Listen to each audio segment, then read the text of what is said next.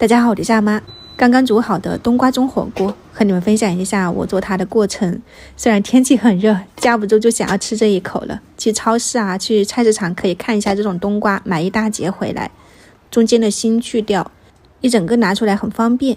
再削一下冬瓜皮，这一面是要放到那个锅底的哈，就要削一下皮，它到时候可以稍微的煎一煎，粘住那个锅底。中间的芯也可以稍微去一下，不然这个孔洞太小了，煮不了什么东西。然后你看情况啊，我是做视频，所以没办法啊，还是要稍微的削一削，那个盐子要高一点，其实不削也可以的。像这样子，全部准备好了就可以开中大火，你按着那个冬瓜，尽量的让整个那个冬瓜和锅粘在一起，煎在那个，其实就是让它扒锅，这样你外面煮水啊，里面煮水它都不会跑汤。我外面加的是冷水，里面倒的是开水，可以看一下啊。调料的话呢，你看点生姜啊，然后干贝啊、桂圆肉、莲子、薏米、红枣，我还放了2片那个火腿片，煮出来会很鲜。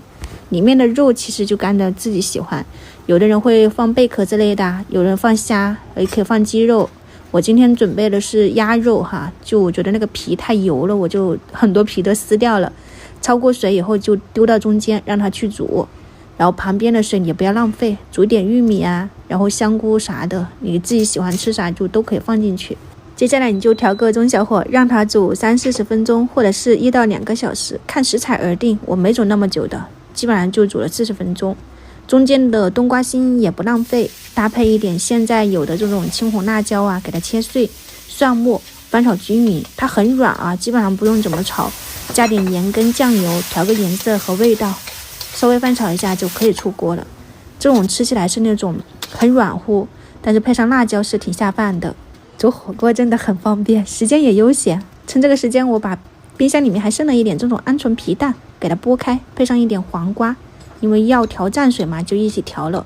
蒜末啊、生抽、醋、辣椒、红油，再来一点花椒粉啊，这些给它调开，倒进去就可以了。蘸水也刚刚好搞定。这边煮了大概30多分钟，我觉得时间差不多了，反正你端出去还得要煮里面加点盐跟枸杞，可以再来一点白胡椒粉。刚刚试了一下是有嚼劲的，但是它已经熟了哈，你想要更烂乎你就多煮一会儿。他们直接喝这个汤真的很鲜，真的一点也不腥，放了桂圆莲子哈，整体喝起来是很甘甜的。然后觉得肉不够吃，你就把旁边的冬瓜削下来一起煮了啊。今天就这样了，感谢大家，我们明天再见，拜拜。